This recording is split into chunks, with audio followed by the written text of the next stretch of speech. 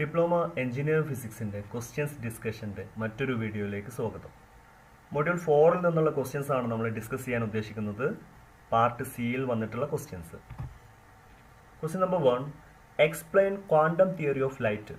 ലൈറ്റിൻ്റെ quantum theory എന്താണെന്ന് explain ചെയ്യുക. ഒക്ടോബർ 2018 ചോദിച്ചിട്ടുള്ള ക്വസ്റ്റ്യൻ ആണ്, 3 മാർക്കിൻ്റെ question. Max Planck's quantum theory. Max പ്ലാങ്കിൻ്റെ ക്വാണ്ടം തിയറി പറയുന്നത് എന്താണെന്ന് വെച്ചാൽ, ലൈറ്റ് എനർജിയുടെ ചെറിയ ചെറിയ പാക്കറ്റുകളായിട്ടാണ് ട്രാൻസ്മിറ്റ് ചെയ്യപ്പെടുന്നത് എന്നാണ്. അത് നമുക്ക് ഇങ്ങനെ എഴുതാം: light is radiated in the form of small packets of energy called quantum or photon. എനർജിയുടെ ഈ ചെറിയ പാക്കറ്റുകളെ നമ്മൾ വിളിക്കുന്ന പേരാണ് ക്വാണ്ടം അല്ലെങ്കിൽ ഫോട്ടോൺ. ഇതിൻ്റെ കൂടെ എഴുതാൻ പറ്റുന്ന മറ്റൊന്നാണ് എനർജി ഓഫ് ഫോട്ടോൺ. ഫോട്ടോണിൻ്റെ എനർജിക്ക് ഒരു എക്സ്പ്രഷൻ ഉണ്ട്, E=hν എന്നാണത്. H എന്ന് പറയുന്നത് ഒരു കോൺസ്റ്റൻ്റ് ആണ്. അതിനെ നമ്മൾ പ്ലാങ്ക്സ് കോൺസ്റ്റൻ്റ് എന്ന് വിളിക്കും. എച്ചിൻ്റെ വാല്യൂ 6.63 × 10⁻⁻34 ജൂൾ/സെക്കൻഡ് ആണ്. ന്യൂ എന്ന് പറയുന്നത് ഫ്രീക്വൻസി ഓഫ് ഫോട്ടോൺ ആണ്. അപ്പോൾ ഇത്രയും എഴുതി കഴിഞ്ഞാൽ ക്വാണ്ടം തിയറി ഓഫ് ലൈറ്റിൻ്റെ ആൻസറായി.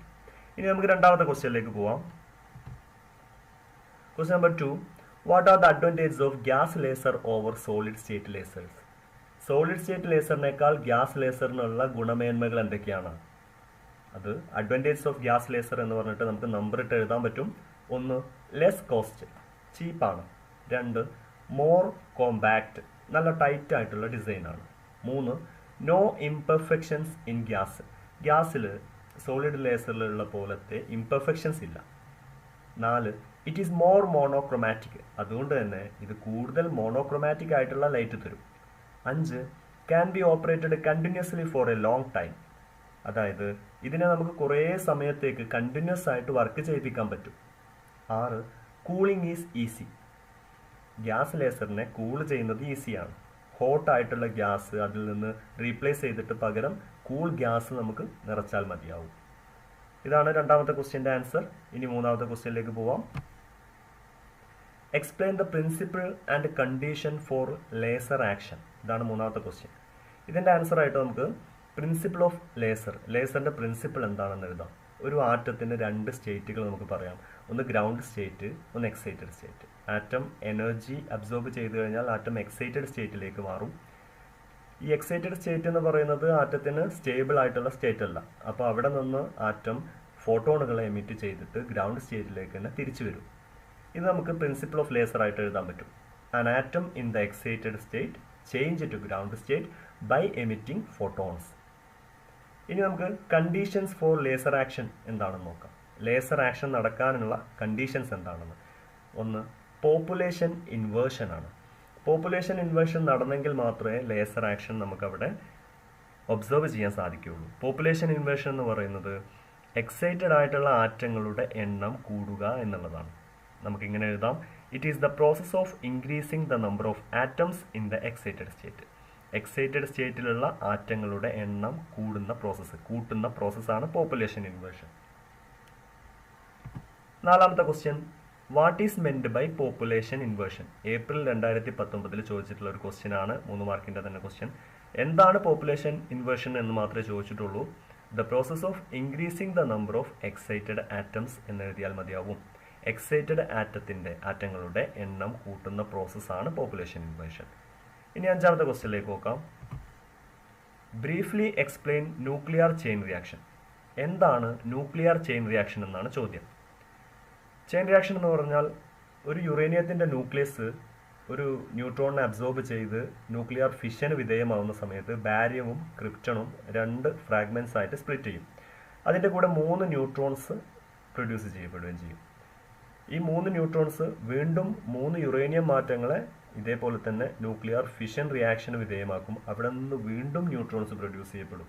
ഇതങ്ങനെ കണ്ടിന്യൂസ് ആയിട്ട് നടന്നുകൊണ്ടിരിക്കും. ഇതിനെയാണ് നമ്മൾ ന്യൂക്ലിയർ ചെയിൻ റിയാക്ഷൻ എന്ന് വിളിക്കുന്നത്. അപ്പോൾ നമുക്കത് ഇങ്ങനെ എഴുതാം: when a uranium nucleus is split into barium and krypton nuclei എന്ന് പറഞ്ഞാൽ ന്യൂക്ലിയസുകൾ, 3 neutrons are produced. They start fission in 3 more uranium nuclei producing 9 neutrons and so on. ഈ പ്രോസസ്സിനെയാണ് നമ്മൾ ചെയിൻ റിയാക്ഷൻ എന്ന് വിളിക്കുന്നത്. ഇനി give some of the uses of nuclear reactors. അടുത്ത question, give some of the uses of nuclear reactors. Nuclear റിയാക്ടേഴ്സിൻ്റെ ചില ഉപയോഗങ്ങൾ എഴുതുക. 3 മാർക്കിൻ്റെ ക്വസ്റ്റ്യൻ ആണ്, അതുകൊണ്ട് നമുക്ക് 3-4 പോയിന്റ്സ് എഴുതിയാൽ മതി. ആദ്യത്തെ use for the production of electricity. നമുക്കറിയാം ഇലക്ട്രിസിറ്റിയുടെ പ്രൊഡക്ഷന് വേണ്ടിയിട്ടാണ് ന്യൂക്ലിയർ റിയാക്ടേഴ്സിനെ നമ്മൾ മെയിനായിട്ട് ഉപയോഗിക്കുന്നത്. 2, ന്യൂക്ലിയർ റിയാക്ടർ എന്ന് പറയുന്നത് ന്യൂട്രോണിൻ്റെ നല്ലൊരു സോഴ്സാണ്. ന്യൂട്രോണ് നമ്മൾ റേഡിയോ ഐസോട്ടോപ്പുകളെ ഉണ്ടാക്കിയെടുക്കാൻ വേണ്ടിയിട്ട് ഉപയോഗിക്കാറുണ്ട്. രണ്ടാമത്തെ use, a reactor is a good source of neutrons. Neutrons are used for the production of radio isotopes. മൂന്നാമത്തെ use, for the production of fissile materials like plutonium, uranium. യുറേനിയത്തിൻ്റെയും പ്ലൂട്ടോണിയത്തിൻ്റെയും ഐസോട്ടോപ്പുകളെ ഉണ്ടാക്കിയെടുക്കാൻ വേണ്ടി ബ്രീഡർ റിയാക്ടർ എന്ന് പറയുന്ന തരം റിയാക്ടേഴ്സിനെ നമ്മൾ ഉപയോഗിക്കാറുണ്ട്. നാലാമത്തെ use, in nuclear submarines. Submarine എന്ന് പറയുന്നത് മുങ്ങിക്കപ്പലാണ്. Next question, what is meant by pumping?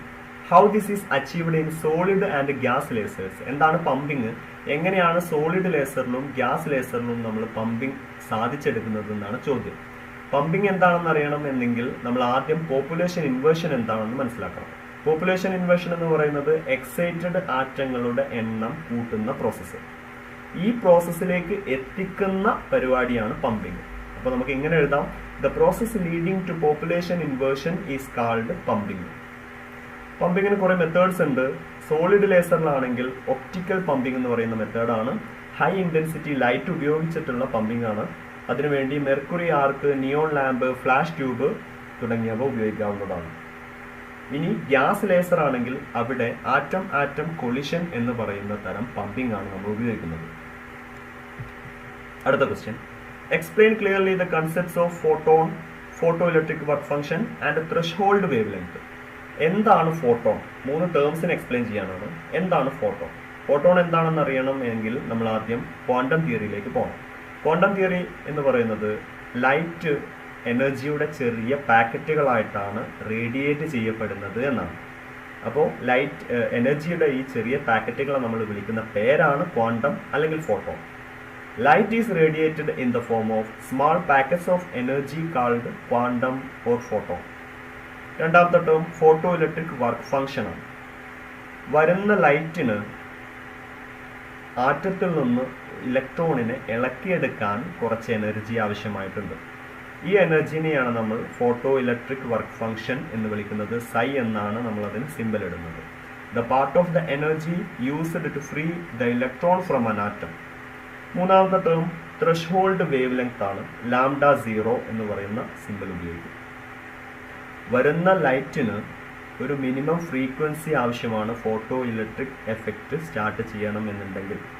ഈ മിനിമം ഫ്രീക്വൻസിനെ നമ്മൾ ത്രെഷ്ഹോൾഡ് ഫ്രീക്വൻസി എന്ന് വിളിക്കും. അപ്പോൾ ത്രെഷ്ഹോൾഡ് ഫ്രീക്വൻസിക്ക് കറസ്പോണ്ടിങ് ആയ വേവ് ലെങ്ത് ആണ് threshold wave length. Wave length corresponding to threshold frequency. അടുത്ത question, state and explain Einstein's mass energy relation. ഐൻസ്റ്റീൻ്റെ മാസ് എനർജി റിലേഷൻ എക്സ്പ്ലെയിൻ ചെയ്യുക. Use it to explain energy production in the case of nuclear fission and fusion. ഫിഷനിലും ഫ്യൂഷനിലും എങ്ങനെയാണ് energy produce ചെയ്യപ്പെടുന്നത് എന്ന് എഴുതുക. ഐൻസ്റ്റീൻ്റെ മാസ് എനർജി റിലേഷൻ വളരെ ഫേമസ് ആയിട്ടുള്ള ഇക്വേഷൻ ആണ്. E = mc². അതായത് energy is equal to the product of mass and the square of the speed of light. C എന്ന് പറയുന്നതാണ് സ്പീഡ് ഓഫ് ലൈറ്റ്. സിയുടെ വാല്യൂ 3 × 10⁸ മീറ്റർ/സെക്കൻഡ് ആണ്. ഫിഷൻ നടക്കുമ്പോൾ എങ്ങനെയാണ് എനർജി പ്രൊഡ്യൂസ് ചെയ്യപ്പെടുന്നത് എന്നാണ്. ഫിഷൻ എന്ന് പറയുന്നത് ഹെവി ന്യൂക്ലിയസ് സ്പ്ലിറ്റ് ചെയ്ത് 2 ഫ്രാഗ്മെന്റ്സ് ആയി മാറുന്ന പ്രോസസ്സാണ്. അപ്പോൾ ഇവിടെ പ്രൊഡക്റ്റുകളുടെ മാസും റിയാക്റ്റന്റുകളുടെ മാസും നമ്മൾ നോക്കുമ്പോൾ അവിടെ മാസിലൊരു ചെറിയ ഡിഫറൻസ് കാണാൻ പറ്റും. മാസിലുള്ള ഈ ഡിഫറൻസ് ആണ് എനർജിയായി മാറുന്നത്. Mass of the products is smaller than the mass of reactants. The difference in mass is converted into energy. ഫ്യൂഷനിൽ 2 ന്യൂക്ലിയസുകൾ കമ്പൈൻ ചെയ്യുമ്പോൾ അവിടെ മാസിലുണ്ടാവുന്ന വ്യത്യാസം എനർജി ആയിട്ട് കൺവേർട്ട് ചെയ്യപ്പെടുകയാണ്. When 2 nuclei combines, the reduction in mass is converted into energy.